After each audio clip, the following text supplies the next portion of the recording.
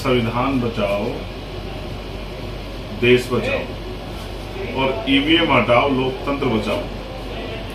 जिस तरह से भारतीय जनता पार्टी ने लगातार अपनी नीतियों द्वारा, उनके नेताओं के भाषणों में स्पष्ट होता है कि भारतीय संविधान के विरोध में है, और ईवीएम पे जिस तरह से जनता का भरोसा नहीं, कई बार ये देखने को मिला है कि जितने वोट मशीन में डाले जाते हैं उससे ज्यादा वोटों की काउंटिंग के समय होती है। जनता का विश्वास नहीं, जनता का समर्थन ईवीएम को नहीं। उसको लेके जो यात्रा कल सिद्धार्थनगर में हुई, जनता का अपार समर्थन मिला। हर चौराहे पे, हर कस्बे पे हजारों की संख्या में नौजवानों ने, महिलाओं ने, किसानों ने, मजदूर भाइयों ने, सब लोगों ने यात्रा का स्वागत किया। और ये समर्थन इसलिए जुट पाया कि यहाँ भीम आर्मी आजाद समाज पार्टी के लोगों ने संगठन स्तर पर जमीनी काम बहुत मजबूत कर दिया है। तो यहाँ का जो हमारा शीर्ष नेतृत्व है वो भी लगातार इस काम में अपने पदों को पीछे छोड़ते हुए जनता के बीच जाके काम कर रहे हैं। इसका फायदा पार्टी को मिल रहा है। तो कल का जो उत्साह था वो देखने लायक था। मुझे बड़ी खुशी हुई यहाँ का जन समर्थन देख के। आने वाले कल में सिद्धार्थनगर में आजाद समाज पार्टी एक बड़ी ताकत के रूप में उपयोगी, ऐसा मेरा विश्वास है। सर, अमर सिंह जी को आपने प्रभारी बनाया है, तो क्या परिवर्तन आएगा आने वाले चुनाव में?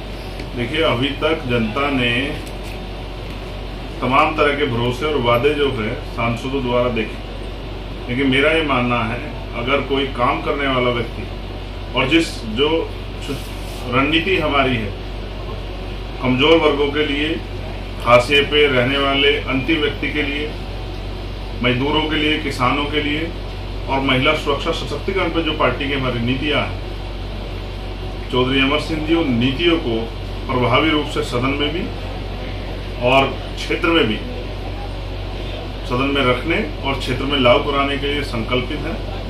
मेरा ऐसा विश्वास है अगर डुमरियागंज की जनता ने उनको आशीर्वाद दिया तो एक ऐसा बेटा वो यहाँ से नेता के रूप में चुनेंगे जो दिल्ली की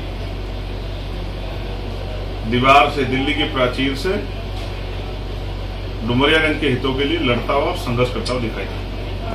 सर, कल जन सैलाब आपके शो में निखर के आया है, उसका क्या आगाज लग रहा है? ये जनता का प्यार और आशीर्वाद है। ये विश्वास और मजबूत हुआ क्योंकि जिस तरह से संघर्ष करके हम लोगों ने ये आशीर्वाद और प्यार प्राप्त किया है, ये आगे बढ़ने वाला है क्योंकि हम संघर्ष का रास्ता छोड़ नहीं रहे हैं। हम और संघर्ष के रास्ते को मजबूत करेंगे। आपको देखना चाहिए कि गांव में नौजवान बेरोजगार घूम रहा है, महंगाई की मार है, महिलाओं पे अपराध हो रहे हैं, आशा कार्यकर्ता हो, आंगनबाड़ी कार्यकर्ता हो, पूरे दिन सेवा करते हैं लेकिन तनख्वाह के नाम पे जो मिलता है, तमाम तरह से ऐसे जो सहायक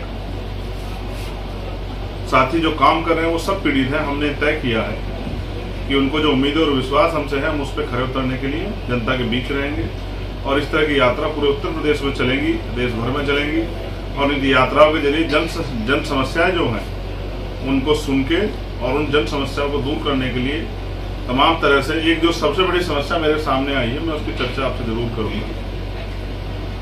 ये जब मैं कल वापस लौट रहा था, ये मुद्दा इसलिए मैं उठा रहा हूँ कि जनता को पता लगे कि आज भी हर घर पे शौचालय नहीं। मैंने ये देखा, मुझे कहते हुए तकलीफ है कि बहुत सारी बहन बेटियां रात में हमने सड़कों पे देखी और वो इस वजह से थी क्योंकि गरीबी है और सरकार ने जो नीतियां और जो बातें की हैं वो हवाई है, कागजों पे है। उसका लाभ जनता को नहीं मिल पाया। भारतीय जनता पार्टी की सरकार ने तमाम तरह के वादे किए थे लेकिन कमीशनखोरी और भ्रष्टाचार के अलावा या कागज भरने के अलावा कोई काम नहीं हुआ। ये देख के मुझे बड़ी तकलीफ हुई और मैं विश्वास के तौर पर कहता हूं कि भले ही आज हम सरकार में ना हूं लेकिन ये इस तरह का अपमान जो महिलाओं का यहाँ हो रहा है ये हम स्वीकार नहीं करेंगे। इसलिए मैं पार्टी के सीनियर नेताओं से आज वार्ता करके उनको आदेशित करूंगा कि वो जिला मुख्यालय पर पूरा एक डाटा बना के उसका घेराव करें। जनता के पैसे से सरकार चलती है, वही पैसा अगर जनता का काम नहीं आ रहा तो फिर किसके काम आना है। इसलिए हर घर में शौचालय बने और बहन बेटियों को स्वाभिमान सम्मान के जीवन के साथ अपने जीने का अवसर मिले। इस बात की गहराई को समझते हुए हम लोग बहुत जल्द एक डाटा एकत्रित करेंगे और डाटे के साथ जिलाधिकारी का घेराव करेंगे। जिलाधिकारी ऑफिस पर जाएंगे और अनिश्चितकालीन घेराव चलेगा जब तक सरकार जो है हमारी इस मांग को पूरा नहीं करेगी। मुझे खुद भी आना पड़ा तो मैं खुद भी इसमें शामिल रहूंगा, लेकिन बहन बेटियों के सम्मान का कोई खिलवाड़ हम लोग यहाँ नहीं होता। सर, आने वाले चुनाव में एजेंडा क्या होगा? एजेंडा मैंने आपको बता दिया। आज जनता त्रस्त है, जनता नौजवान रोजगार चाहता है, महंगाई से ने कमर तोड़ दी है, महंगाई से जनता निजात चाहती है, महिलाओं को सुरक्षा सशक्तिकरण होना चाहिए, किसानों को एमएसपी गारंटी मिलनी चाहिए, अच्छी पढ़ाई हो, अच्छे इलाज हो और जाति के आधार पर जो भेदभाव है या आर्थिक आधार पर जो भेदभाव है यानी कि कमजोर वर्गों को ज्यादा अवसर मिले, उनको बिजनेस करने का बैकलॉग भरे जाए या उनको और उद्योग धंधों में कुछ तरह की जो है या कृषि योग्य भूमि उनको आवंटित करने का काम किया जिससे कि अपने पैरों पर खड़े हो सके सर। और धार्मिक आधार पर जो नफरत फैलाई जा रही, धार्मिक आजादी को छीनने का काम भी भारतीय जनता पार्टी सरकार में हो रहा है। मैं अपने अल्पसंख्यक समुदाय के जो भाई हैं, मुस्लिम हो, जैन हो, सिख हो, बौद्ध हो, ईसाई, उनको ये कहना चाहता हूं कि अब आपको अपनी लड़ाई के लिए परेशान होने की जरूरत नहीं है। आपकी लड़ाई आजाद समाज पार्टी भीम आर्मी मजबूती से लड़ेगी। अगर धार्मिक आधार पर किसी के साथ अन्याय होगा तो सरकार को हमारा सामना करने के लिए तैयार रहना चाहिए। सर, देश का नाम इंडिया से बाहर रखने की कवायद चल रही है, क्या कहना चाहेंगे? प्यारे पत्रकार साथी, देश का नाम इंडिया और भारत दोनों ही है और जो इस तरह की बातें कर रहे हैं उन पर कोई चुनावी मुद्दा नहीं है। तो मैं ये कहना चाहता हूँ, भारत के कॉन्स्टिट्यूशन के आर्टिकल 1 में लिखा हुआ इंडिया दैट इज भारत, तो इंडिया ही भारत है। ये बात सरकार को पता है, बस आरएसएस के लोग इसको मानना नहीं चाहते। ना वो भारतीय झंडे का उन्होंने सम्मान किया, ना ही भारतीय संविधान, तो वो इस तरह की बेफजूल की बातें करते रहते हैं। बात यह होनी चाहिए कि अंधविश्वास पाखंडवाद मुक्त भारत बने, जाति विहीन भारत बने और एकजुट होकर हम लोग अपने अपने धर्म संप्रदाय का काम करते हुए देश की तरक्की में योगदान करें।